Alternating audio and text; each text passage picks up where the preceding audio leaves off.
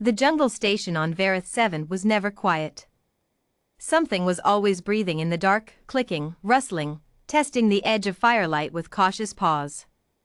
Mara Ellison had lived here for 3 years, long enough to know the difference between a predator hunting and a predator pretending. Long enough to read the forest the way other people read faces. She was logging soil samples at the edge of the biodome's outer ring when she heard it. A low, rumbling snarl. Close. Deliberate. Right behind her left shoulder. Mara did not flinch. She did not drop her datapad. She did not spin around with her pulse button raised like the station's orientation manual suggested. Instead, she took one slow breath through her nose and smiled. Wet grass. Warm fur. The faint, overripe sweetness of stolen protein rations. She knew that smell. Kale Vera, she said, her voice flat and completely unimpressed, if you ruin another one of my soil sensors, I will make you explain it to Director Loran yourself. In front of the whole team. Silence. Then, a sound that was absolutely, definitively not a fearsome apex growl. It was smaller. Softer. The kind of sound a thunderstorm makes when it is, in fact, only a very dramatic cloud. Mara turned around. Kale Vera stood at the tree line, four-limbed and tall even for a cub his age, silver-black fur bristling along his spine in what she had come to recognize as embarrassed aggression. His ears, which could rotate nearly 180 degrees, were pinned sideways. His amber eyes, wide and luminous in the fading light, held the very specific expression of someone who had planned a thing carefully and watched it go wrong in a way they had not anticipated. He was approximately the size of a large draft horse. He was also, undeniably, sulking. Your snarl is getting better, Mara said. She picked up her sensor kit and walked toward him.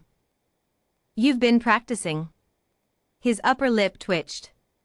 One fang caught the light, the tooth of a species that, fully grown, had been documented bringing down creatures twice the size of Earth's largest land predators. The tooth of a lineage that had terrified every survey team to ever set foot on Vareth 7. On Kale, at this age, it mostly looked like a very earnest attempt. I was not practicing, he said, in the low, resonant subvocal the Vera used for speech. Even his talking was designed to unsettle. Mara had catalogued it carefully in her first week, the subharmonic frequencies that triggered the mammalian hindbrain, the guttural stops that activated ancient fear responses. It had stopped working on her around month 2. Sure, she said. She pulled a protein bar from her vest pocket, the kind he'd stolen 3 of last Tuesday, and held it out. He stared at it. Then at her. Then, with great dignity, he looked away. Kale. I do not want your... I know you've been watching the videos, Mara said. The old contact footage. Before the treaty. When our survey teams first landed. That got him. His ears snapped forward. She sat down on a root, putting herself below his eyeline, a small thing, but she did it on purpose. Smaller. Less threatening. Let him be the tall one. You found the archive files. You've been studying how your elders used to scare humans. The posture, the sound, the approach vector. His jaw tightened. You cannot know that. Your snarl has changed in the last 6 weeks, Mara said simply. The subharmonic is lower. You widened your stance. Last Tuesday, you approached from upwind instead of down. That's not instinct, Kale. Your instincts are excellent, but this is learned. You've been doing research. She looked up at him. Why? The jungle spoke around them, insects, distant water, the low cry of something avian half a kilometer up. Kale was very still. The Vera were extraordinary at stillness. It was one of the things that had made them so dangerous in the early years. The Elder Council debates whether humans should remain on Vareth 7, he said finally. His voice was very quiet for something so large. Some believe the treaty was a mistake. That your kind are. Fragile? Mara offered. Soft. He said it like a verdict. They say you persist here not because you are capable, but because we allow it. That you are guests. At best. Pets at worst. Something shifted in his expression. I did not want to believe that. Mara was quiet for a moment. Then she stood up and looked at him very directly, the way she'd learned the Vera red sincerity, full eye contact, chin level, hands loose. Not submissive.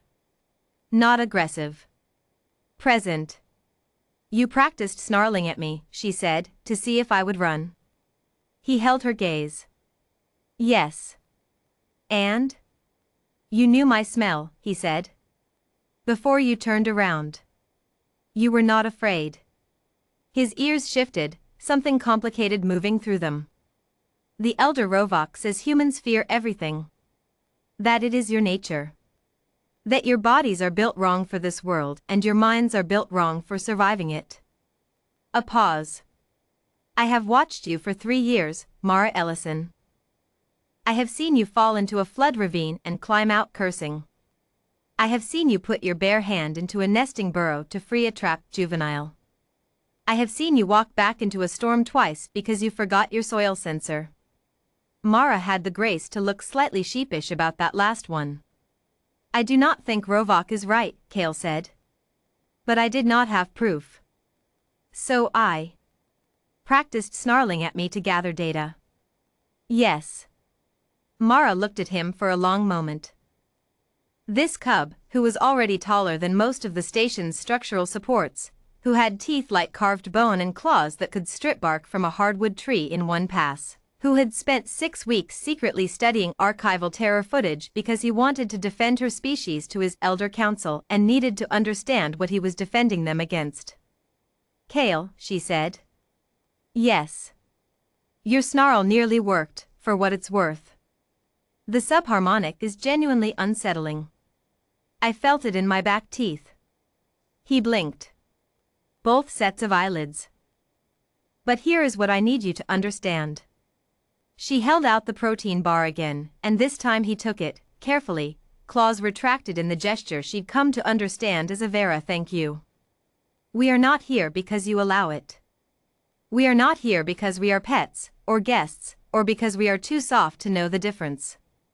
We are here because 3 years ago, your elder council looked at us and thought they understood exactly what we were, and they were wrong. And when they realized they were wrong, they were curious enough to make a treaty instead of a decision. She picked up her sensor kit. The Vera are apex predators, she said. You are extraordinary. But so are we, Kale. Just differently. She glanced back at him. Tell Rovok that the human didn't run. Tell him she heard the snarl, recognized the cub behind it, and offered a protein bar. She paused. And tell him she said, if he wants to debate the treaty, he can come talk to her directly. She doesn't bite. A long, deep silence. Then Kale Vera, cub, researcher, reluctant empiricist, made a sound that took Mara a full 3 seconds to identify. It was a laugh.